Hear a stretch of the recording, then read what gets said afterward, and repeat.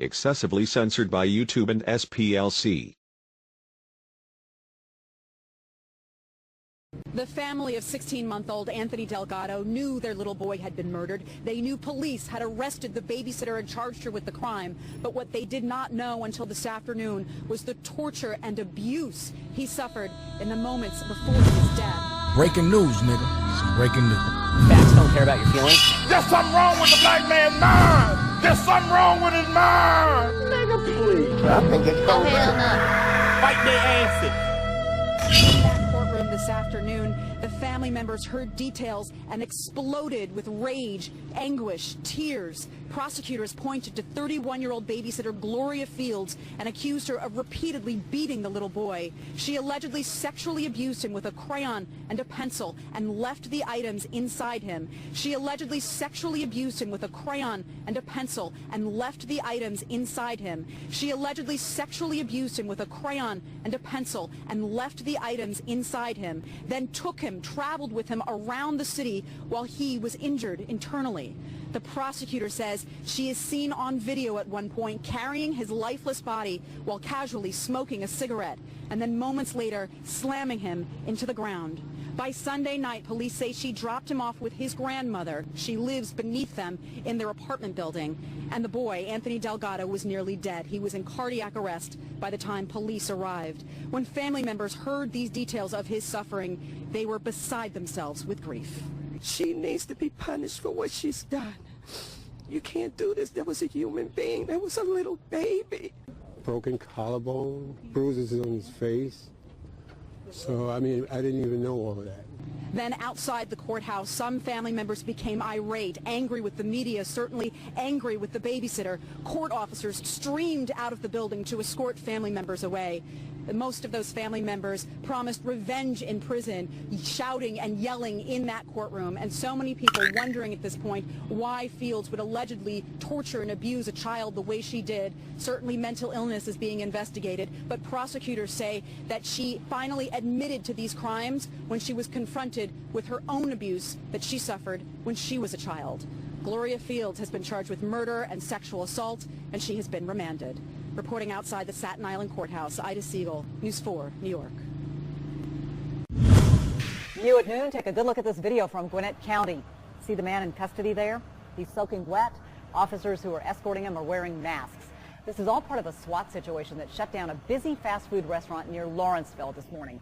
CBS 46's Rebecca Schramm was on the scene as it all went down. The SWAT situation ended with Gwinnett County firefighters hosing off a man behind the McDonald's on Sugarloaf Parkway at Cruz Road. To find out why, let's take you to the beginning. It was about 4:30 a.m. when employees noticed a man in the restaurant who appeared to be doing drugs. They asked him to leave. Instead, he went into the bathroom and wouldn't come out. Responding officers saw he had a knife. He was actively making threats towards our officers, saying that he was going to kill them. Soon, SWAT officers had the place surrounded. A negotiator tried to reason with the man as investigators obtained warrants for terroristic threats and criminal trespass. But during that four and a half hour time frame, the suspect was inside the men's restroom, actively destroying that restroom, taking the urinal off the wall, busting some pipes. So it was important that we get him in custody as quickly as possible so he couldn't do any more damage not only to the restaurant but to himself as well. Soon afterward, our camera captured what appeared to be a flashbang. Watch this. That didn't work either, so they sent in a robot. Eventually, they deployed a type of tear gas, and that's why, once they got the man in cuffs, they had to hose him off. He's got warrants for his arrest, so the more we decontaminate him here, the better, so that if he goes to the jail or hospital or wherever they're going to transport him, we're not contaminating those facilities as well. Even though it's a 24-hour McDonald's, it's going to remain closed at least until tomorrow morning. The franchise owner tells me they've got to get a cleaning crew in here because of all that tear gas. In Gwinnett County, Rebecca Schramm, CBS 46 News. With the school, it makes it, even more significant. You didn't know if, they had children inside. One man is in custody tonight after a police chase in Metairie ended in the yard of a Catholic school. It stunned neighbors and forced the school to go down in lockdown mode. Tom, the chase started around 10:30 this morning near Bonneville Boulevard and Metairie Road and ended at St. Catherine of Siena. Paul Dudley has been following the story and joins us live with more on what happened. Paul? Well, this all started when police got a call about a suspicious person just a couple blocks away from here. Now, police tried to stop that vehicle. The driver ended up taking off. He ends up crashing, getting out of his vehicle, and hops the fence to the school you see behind me. A suspect on the loose, a school on lockdown, and dozens of police cars made for a frightening few moments near St. Catherine of Siena Catholic School. It's a quiet neighborhood. You don't see this sort of thing happening at all. It all unfolded after police tried to stop a driver on Metairie Road. The suspect, now identified as 25-year-old Robert Celestine of Kenner, led police on a chase and crashed into two other cars on Cotterford near Bonneville. The sirens just came streaming down the Veterans Highway. 5, 6 marked cars, about 5, 6, 8, 10 unmarked cars, and it kept coming. According to police, Celestine got out of the crashed car and hopped the fence into the schoolyard. But teachers were ready, and so were police. The school did a great job of locking down their students themselves. Teachers allowed our police officers to go in, and we were able to make an apprehension very quickly. After the crash, officers found at least one gun and drugs in the vehicle that Celestine was driving, but when he took off into the schoolyard, he was unarmed. The drugs are not legitimate. Whether the gun is or won't be, our investigation will determine that. And all parents did receive a text when this did happen telling them that the school was on a lockdown. It was a very short lockdown. To kind of put this in perspective for you, it started about 11 a.m. By the time we did our noon live shot, the kids were already out playing on recess. It's the very latest. Live in Metairie tonight, Paul Dudley, Eyewitness News. Glad everyone's okay. Thanks very much, Paul.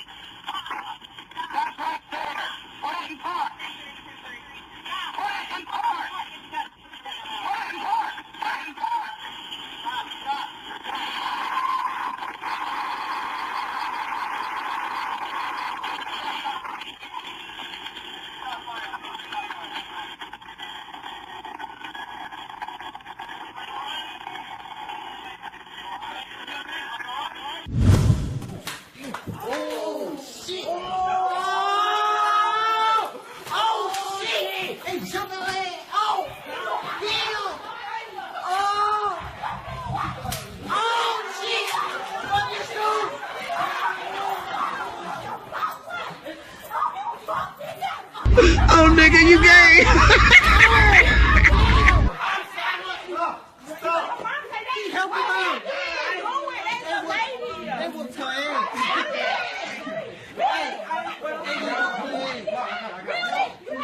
I think it's cold-blooded.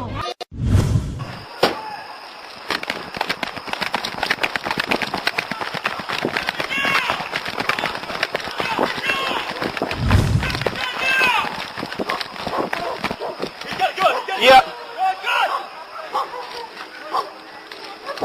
Drop the gun now! Drop it!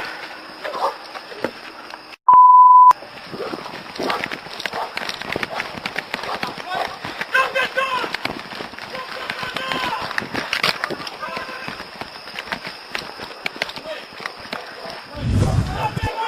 Wait, back up! Back up! Back up! Back up! Let go! Back up! Right there! Come here! Now, please! Drop the gun! Back up!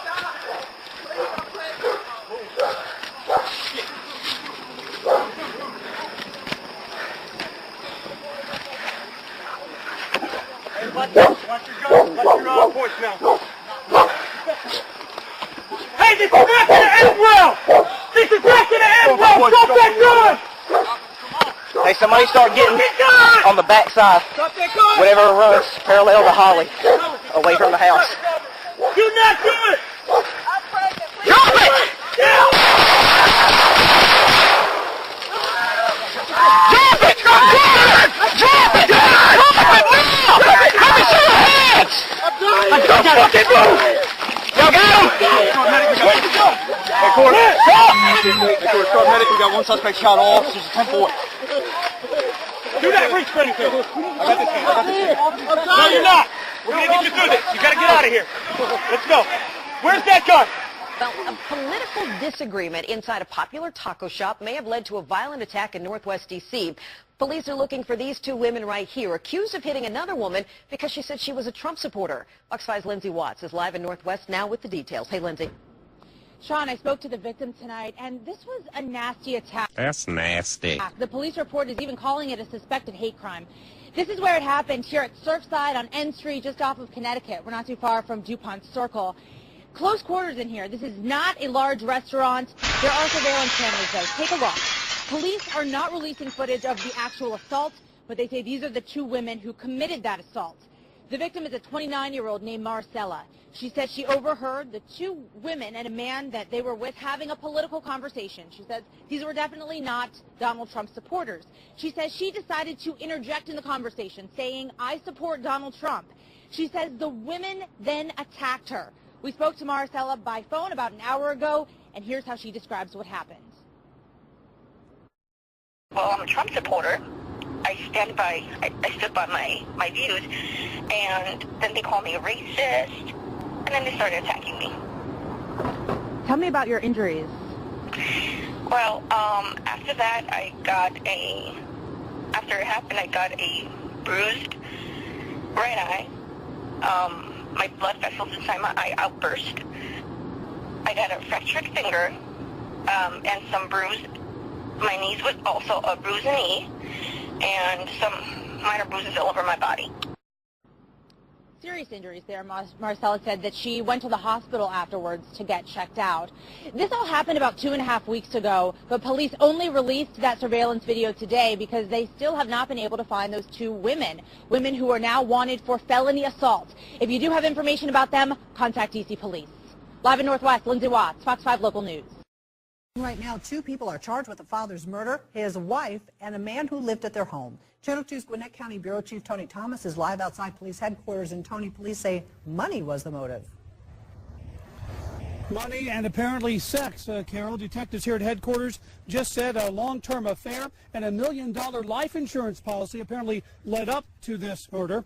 Now, investigators say repeated interviews with the suspects just didn't add up. Victim George Young's wife, Tia, was arrested last night along with family friend Tim Lee.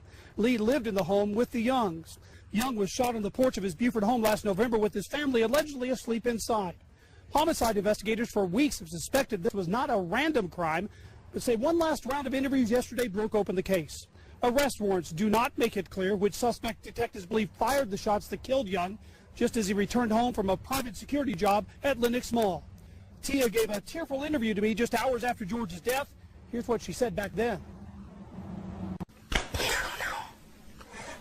I don't know how I'm going to do it by myself because you practically came into my house and did this practically. So I don't feel safe at all. I don't understand. And from what detectives have told me, it doesn't look like it was a robbery. Everything looked intact. I never heard a car speed off. My brother didn't either. I'm nervous because nobody's been caught. I think I'm still in shock. Both suspects are being held without bond at the Gwinnett County Jail. Now, detectives say that affair they believe was going on, that they say they confessed to between Tia and Tim Lee, continued up until the time of their arrest. That was an affair, an alleged murder plot that detectives say the Young's three sons had no idea about. We'll keep you updated through the afternoon. Live at Gwinnett Police Headquarters, Tony Thomas, Channel 2 Action News.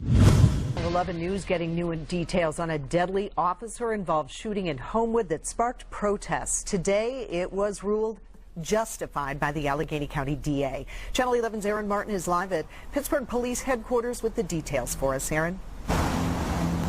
And Peggy, for the last 6 weeks, family and friends, as well as much of the Homewood community, has been calling for more transparency into the investigation of this officer-involved shooting. But today, for the first time, we not only heard, but saw what led Allegheny County Police and the DA's office to determine this shooting was justified. The video is grainy and difficult to see, but this is our first look at the moments before Mark Daniels was fatally shot in February. The most important thing today is that we lost a human life. And I wanted to make sure that you guys understood what the facts and circumstances were. The surveillance video shows Daniels leaving Betts Market on Brushton Avenue in Homewood on February 11th around 1:15 a.m. Pittsburgh police officer Gino Maciosi and officer Kevin Kissow were patrolling nearby and noticed Daniels look, quote, angry and agitated. They drew their weapons, and Maciosi told investigators he followed him into a nearby alley. Moments later, 6 shots were fired. DA Steve Zappala says the first 2 came from Daniels' gun. This is where the initial shots were fired. This goes back to Officer Maciosi. This goes back to Mr. Daniels. This is where the second volley took place. What happened is Mr. Daniels retreated to this area. The officers then began chasing Daniels. This surveillance video captured Maciosi firing 4 more shots. One struck Daniels in the back of his arm, hitting an artery and eventually leading to his death. He was found on the porch of a nearby home a short time later. Since Daniels fired on the officer, Zappala says he was within his rights to keep firing while trying to make the arrest. Maciosi might be dead if he didn't have his weapon drawn. I think Mr. Daniels only retreats because he returned fire. Now, late this afternoon, we actually heard from the attorney representing the Daniels family, who says some of his own findings contradict what was revealed today by Zappala. They are considering legal action. Peggy? And Aaron, do we know if Daniels had any alcohol or any drugs in his system at the time of the shooting? Well, Peggy, that was one of the big revelations we got today, is that the toxicology reports from Daniels' autopsy showed that he had several drugs in his system, including methamphetamines. Although the one thing that is still unclear tonight, and Zappala was openly asking this today, is why did he decide to fire that shot at the police officer? Reporting live from Pittsburgh Police Headquarters on the north side, Aaron Martin, Channel 11 News. This news first told you about the Inspector General's report into Sewerage and Water Board employees wrongfully using handicap placards to get free parking at their headquarters on St. Joseph Street. In a follow-up tonight, Carice Jackman spoke with the man who filed the original complaint and also ran into some of the workers to get some answers. The other side seems About 8 months ago, this man, who wants to remain anonymous, says he went to the Sewerage and Water Board building to run an errand. He stepped out to put more money on his meter. I looked at all the cars. They had the handicap placard hanging from the rearview mirror. I said, this is really strange. We have all these handicapped people at in one place. Curious, he returned the next morning. I noticed all the Sewerage and Water Board girls putting the handicap sticker, putting $1 in the meter, and leaving the tag on the dashboard and parking there for the day. He called the Inspector General's office. Last week, the OIG released a report calling out the Sewerage and Water Board employees, saying 26 of them were using fake placards and handicap tags. First, he felt great, until I went back to Sewerage and Water Board Monday, and they're all still parked in the same spot. So Eyewitness News traveled back today and noticed several handicap placards visible on the windshield of cars parked on St. Joseph Street in the morning and on the next block. We also reached out to employees this afternoon. I'm with Channel 4. I just had a quick question about the placard. Ma'am? Many of them dodged our questions. Are you guys working at the Sewerage and Water Board? We just wanted to talk to you guys about the placard. This worker had a placard but didn't want to talk about it. Have you guys been told anything by the Sewerage and Water Board at all? Would you mind just giving us some thoughts on it? Any reason why the placard's on your car? 2 employees did say they were using the placards the right way. I'm blind in this eye, so I have a tag. If you see on my car, it says disabled veteran, as well as my permanent plate. So it's from something that happened in the military that I don't have to share with anyone. That's a huge bitch! She may not have to share, but considering what's been exposed, some would say it's fair to ask. Carice Jackman, Eyewitness News. The Sewerage and Water Board released a statement to us today saying they informed employees about the Inspector General's report in July 2017. And they also say they encourage their employees to follow all traffic and parking laws.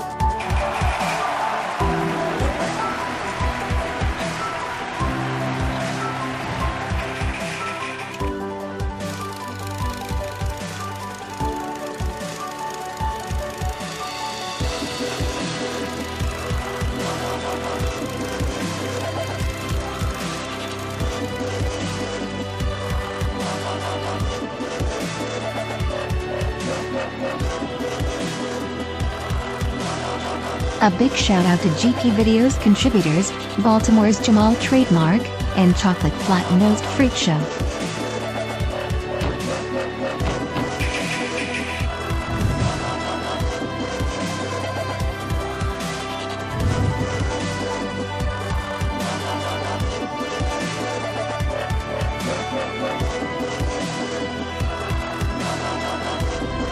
And as always, thank you for watching. If you like this video, please consider subscribing. Also follow us on the usual media for more interesting information like this.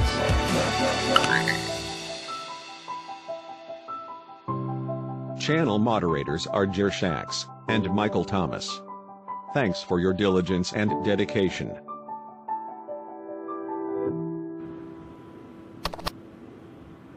Fight their asses.